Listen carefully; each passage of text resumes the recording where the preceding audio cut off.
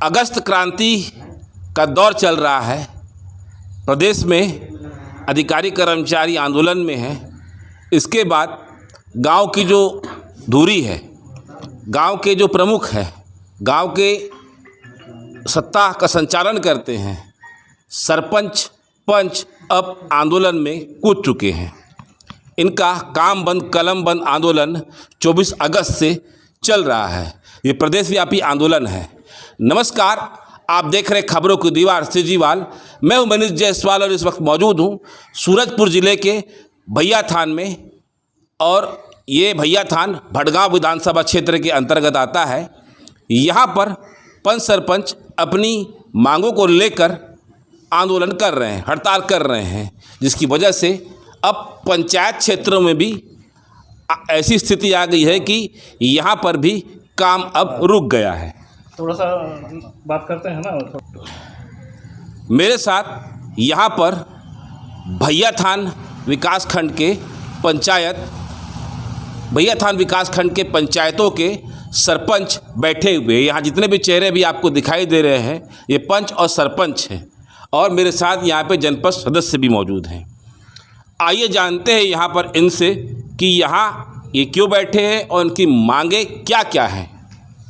Sir, आपकी मांगे क्या क्या है? सर, हमारी सभी सरपंच संघों, प्रदेश सरपंच संघों का 13 सूत्री मांग है।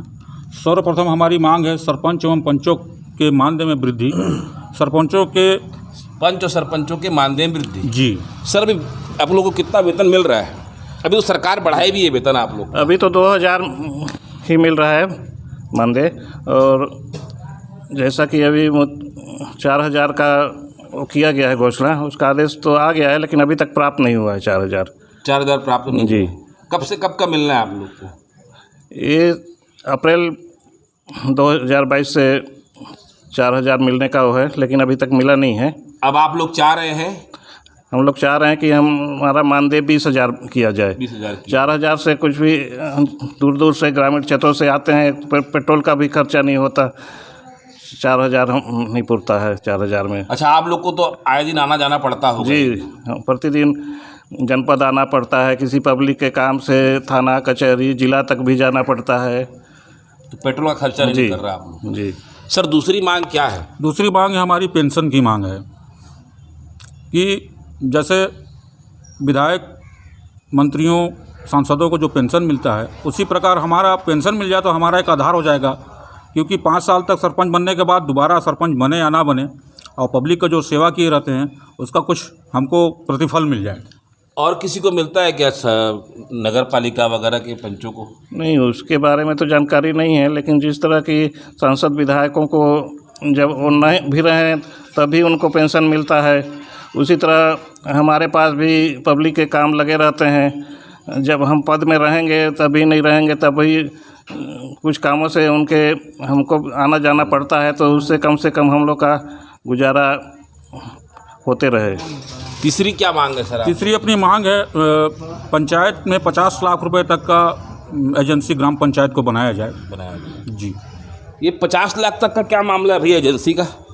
देखिए, इसमें सरकार ने तो ज़रूर सरपंचों को आश्वासन दिया कि ग्राम पंचायत 50 लाख तक का काम कर सकते हैं, लेकिन हमारे पंचायत में अभी ऐसा समस्या है कि जो 5 लाख का भी काम आता है, मान लीजिए हमारे ग्राम पंचायत के अंदर अगर कोई भी 5 लाख का काम हो रहा है, तो मेरे कहने में अगर सारी कोई भी विभाग का हो, चाहे वो स्वास्थ्य विभाग का हो, चाहे शिक्षा विभाग का हो, चाहे हमारे पंचायत विभाग से हो, सारी कामों को ग्राम पंचायत को अगर 50 लाख का अंदर अगर देते हैं तो उस काम को निर्माण एजेंसी के रूप में ग्राम पंचायत को बनाया जाना चाहिए। लेकिन यहाँ ना बना करके कोई ठेकेदार को दे देंगे।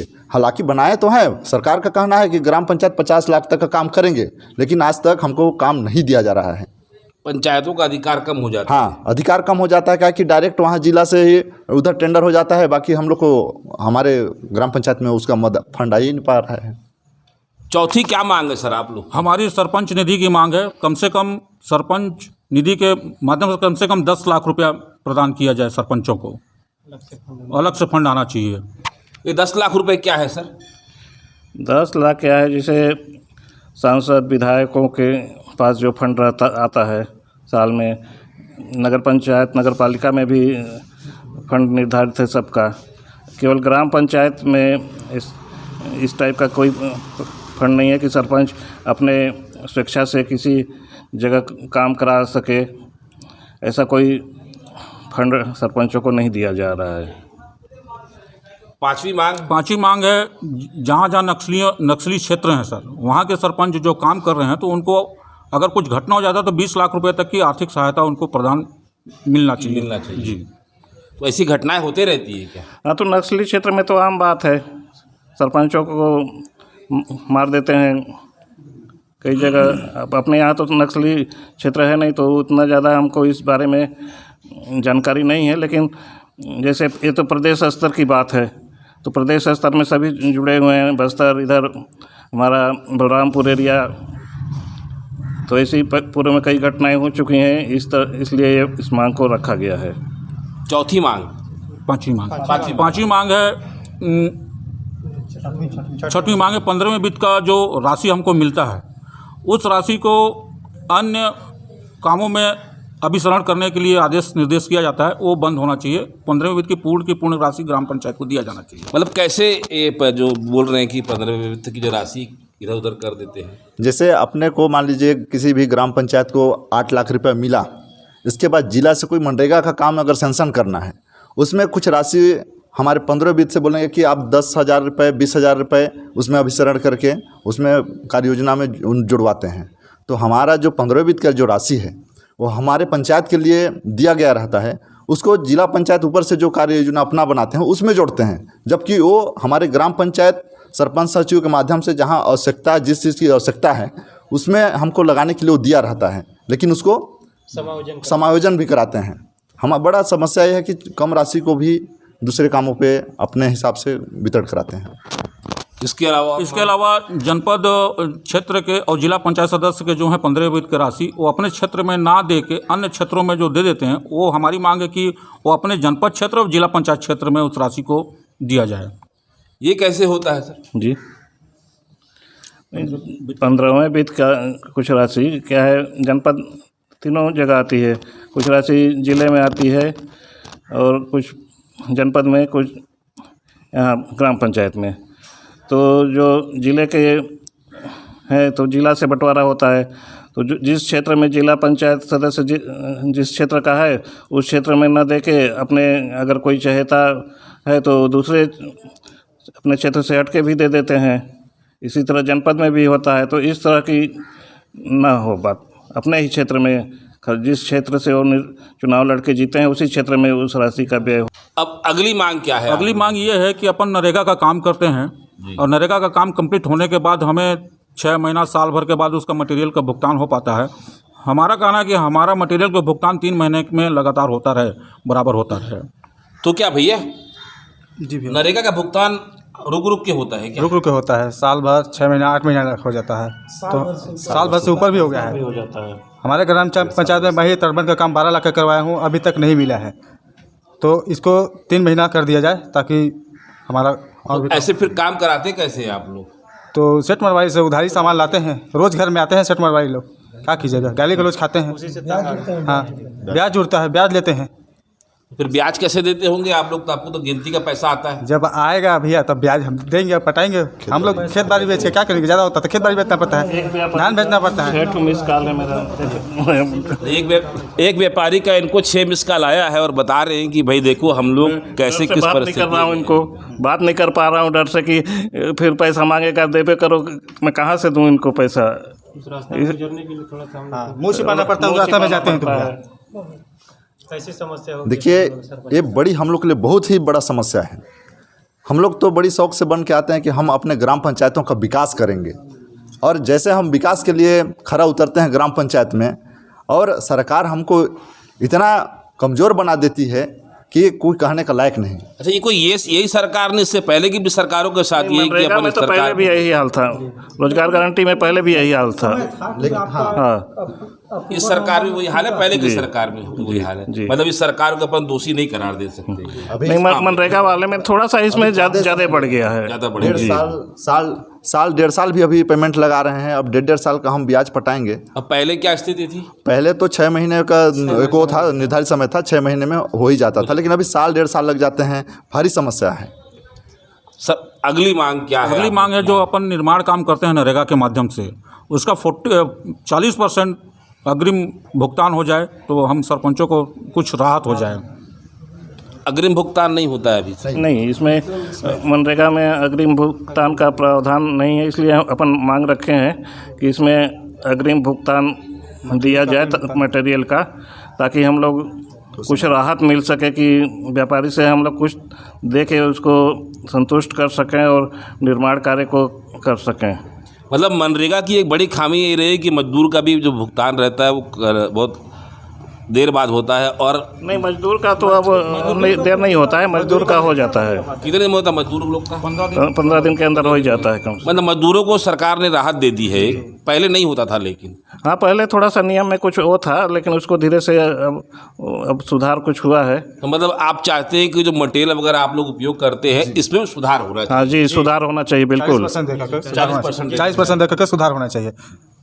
सर अगली मांग ये है कि सर अपन लोग 2 साल कोरोना काल में कुछ काम नहीं किए हैं, सब घर में बैठ गए लॉकडाउन की वजह से। अपन चाहते हैं कि हमारा 2 साल सरपंच कार्यकाल बढ़ जाए, जिसमें जो अपना 2 साल डिले हुआ है उसमें कुछ काम कर पाएँ। ये कैसे होगा?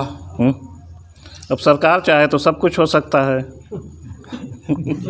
देखिए, इसको सरकार को सोचना चाहिए कि भाई 2 साल सरपंच घर से बाहर नहीं निकले, गांव का सेवा में ही लगे रहें। तो निर्वाचन आयोग से बात करके हमारा 2 साल का अवधि बढ़ाने के लिए हम उनसे अनुरोध करते हैं कि हमको 2 साल का मौका और दिया जाए और हम अपने गांव को कुछ 2 साल में कुछ और विकास करेंगे। हमारी ये है सर कि अभी साल 1.5 साल से प्रधानमंत्री आवास बंद है, उसको चालू किया जाए और जो 1,49,000 रुपये उनको मिलता था जो राशि, वो उसको 2 लाख रुपये किया जाए, जो गरीब आदमी अपना घर अपना ढंग से बना ले। अच्छा, प्रधानमंत्री जो आवास योजना है उसकी स्थिति क्या खत्म बंदी हो गई है पूरी एकदम? नहीं, अभी तो छत्तीसगढ़ में तो बंद ही है। अच्छा जी, और अगला जो अभी अलर्ट आना था वो भी नहीं आया छत्तीसगढ़ में। और यहाँ जो पहले से मकान बने हुए हैं उनको की राशि भी प्राप्त नहीं हुई है, इस कारण सब मकान भी अधूरे हैं। मतलब जो पहले आधा लोग का सेंक्शन हो गया उन लोग को आधा पैसा आया भी नहीं? जी, पैसा आया नहीं है। और जिसका मतलब दीवार खड़ी हो गई, छत नहीं बने हैं। छत नहीं बने हैं, सब अधूरे हैं। तो उसका प्लास्टर नहीं हुआ जी, आगे वो काम नहीं कर पा रहे हैं। ये सरपंचों के लिए बहुत ही समस्याजनक है। समस्या यह भी है कि आज हमको जनता ने ये बोलते हैं कि आपका कार्यकाल जैसे आया है आपने आवास बनवाना बंद कर दिया। अब जनता को हमने समझाने का प्रयास भी करते हैं कि ये केंद्र सरकार का एक योजना था जिसको राज्य सरकार ने संचालित कर रहे थे, आज राज्य सरकार द्वारा बंद कर दिया गया है।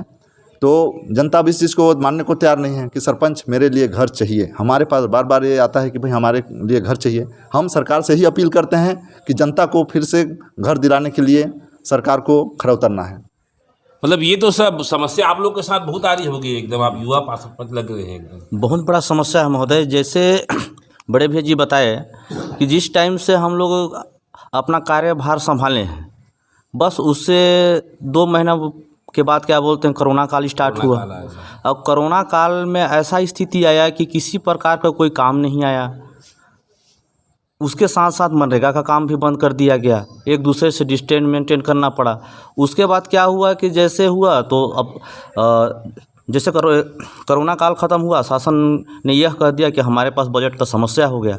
अब बजट का समस्या हो गया तो हमारा जो गाँव का विकास रुक गया है एकदम। गांव का विकास रुक गया। आवास से बहुत सारे लोग ऐसे थे, गांव के जो गरीब परिवार हैं वो आश्रित थे। बहुत लोगों ने यह अपेक्षा भी रखा कि भाई सरपंच आप जी आप बने हैं तो कम से कम हमको मकान दिलवा दो। अब हम एकदम बेबस और लाचार हो गए हैं सरपंच संघ का, ऐसा स्थिति हमारे पास आ गया है।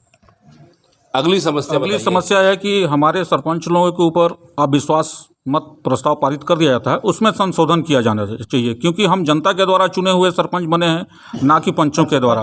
और पंचों के द्वारा अविश्वास प्रस्ताव पास कर दिया जाता है और ध्वस्त भी कर दिया जाता है। सरपंच को कुर्सी से उतार दिया जाता है, उसमें संशोधन होना चाहिए। सर थोड़ा सा मामला राजनीतिक भी है, इसको थोड़ा सा और अच्छे से समझाइए। नहीं, इसमें राजनीतिक मामला तो नज़र नहीं आता। अब क्या? अगर गांव की राजनीति होती हाँ, है हाँ, कि गांव- सरपंच गांव को की, हटाना है जी। करके। एक्चुअली में होता क्या है, देखिए कुछ लोग अब हमारे गांव के भोले भाले पंच भाइयों को बहकावे में डाल करके सरपंच को गिराने के लिए हैं, जो पूंजीपति वर्ग के हैं, जो बड़े लोग हैं गांव में, उन लोग अब भोले भाले सरपंच बनाते हैं, अपने हिसाब से ग्रामीण लोग चुनते हैं। अब उनको गिराने के लिए बड़े लोग उनसे कुछ रिश्वत उश्वत या खिला पिला करके पंचों को अपना समूह बनाएंगे कि आप 10 बनाइए, हम तो आपको आइडिया देते हैं, ऐसे करके फालतू का सरपंचों को गिराने के लिए वहाँ एक रास्ता दिखाते हैं। तो ये हमारे लिए हानिकारक है। हम 1000 व्यक्ति के बीच से चुन के आए रहते हैं और वहाँ 10 लोग हमें निकालने के लिए वहाँ उतारू हो जाते हैं। ये हमारे लिए समस्या, इसलिए हम चाहते हैं कि उनको संशोधन किया जाए। अगली समस्या ये है कि हम जो सरपंच बने रहते हैं, सबसे ज़्यादा धमकी तो धारा 40 की दिया जाता है कि धारा 40 के तहत हम आपके ऊपर कार्रवाई अधिकतर, तो इसमें भी संशोधन किया जाना चाहिए और इस धारा 40 को भी मेरे हिसाब से इसको हटा देना चाहिए। मतलब ये आप लोग की जो प्रदेश स्तर की जो समिति बनी उसमें ये मांगे हैं। क्या है धारा 40? ये धारा 40 के तहत क्या है, एसडीएम को अधिकार रहता है कि वो सरपंच को किसी भी सरपंच को पद से पृथक कर सकते हैं धारा 40 लगा के। तो इस मेरे हिसाब से इस धारा को ही ख़त्म कर देना चाहिए सरकार को कि अनावश्यक रूप से दबाव देकर इसको किसी काम को। पंचायती राज सिस्टम में एक बड़ा दाग टाइप का हाँ लग जी, रहा है। बहुत बड़ा दाग टाइप का है। इसे क्या है, सरपंच का थोड़ा सा कमज़ोर होता है, डरता है। अधिकारियों को कुछ काम कराना रहेगा तो दबाव देंगे कि इस काम को ऐसा करो, नहीं करेंगे तो धारा 40 का धमकी देते हैं। तो इसको ख़त्म कर देना चाहिए धारा 40 को। ये भी एक बड़ी चीज़ है जी। पंचायती राज अधिनियम में। अगली और आप लोग को जो 13 सूत्री मांगे, उसमें हमारी जो 13 सूत्री मांगे हैं, हम राज्य सरकार से निवेदन करते हैं। 13 सूत्री मांगे हो गई? जी, ये 13 सूत्री जो मांगे हैं हमारे सरपंच संघ का, वो सरकार को हमारे जो, क्योंकि उनका जो शासन प्रशासन के द्वारा जो भी योजनाएं बनाती हैं वो सरपंच उस चीज़ को धरातल में लाता है अपने ग्राम पंचायतों में। तो हमारी जो मांगे हैं उनको मान लेना चाहिए और हमारा उत्साहवर्धन करना चाहिए कि हमारा जो काम कर रहा है, जो छोटा स्तर का जो काम कर रहा है ना, और अच्छे ढंग से काम करे। हाँ बताइए।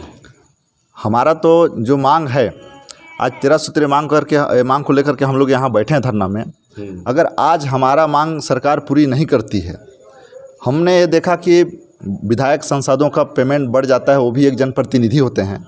अब आज सरपंच भाई जो धरातल पे जनताओं के हित में 12 घंटा नहीं 24 घंटा उतारू रह करके उनके हित के लिए काम करने के लिए वो खड़े रहते हैं। अब हमारे लिए अगर सरकार नहीं सोचेगी तो हम निश्चित ही इस सरकार को उखाड़ के फेंकेंगे और हम उस टाइप का सरकार बनाएंगे जो हमारे सुने और हमारे जनताओं का हित के लिए काम करे। ऐसा सरकार बनाने के लिए हमारा संगठन तैयार होगा। भारत माता की जय, भारत माता की जय, सरपंच एकता जिंदाबाद, सरपंच एकता जिंदाबाद, हमारी मांगे पूरी हो, हमारी मांगे पूरी हो। तो ये अनिश्चितकालीन आंदोलन अब सरपंच भी कर चुके हैं, गांव के सरपंच कर चुके हैं। अब गांव के सरपंच अगर आंदोलन कर दे तो मान कर चलिए कि गांव की स्थिति क्या होगी, गांव में जो छोटे छोटे काम होते हैं उसकी स्थिति क्या होगी।